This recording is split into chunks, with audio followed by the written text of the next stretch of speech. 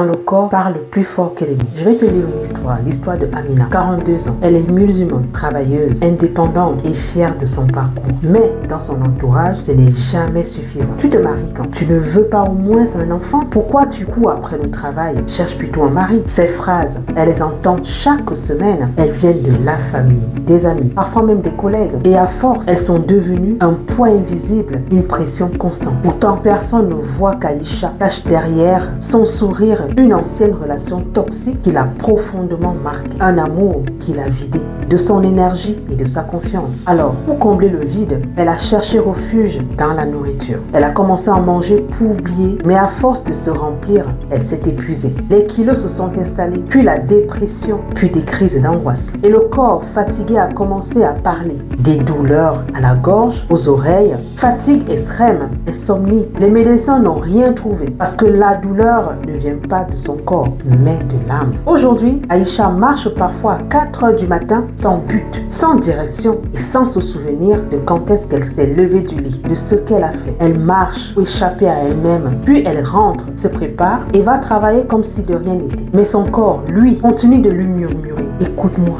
guéris-moi. Aïcha est le reflet de plusieurs femmes fortes, ambitieuses, courageuses, qui réussissent professionnellement mais qui s'oublient émotionnellement.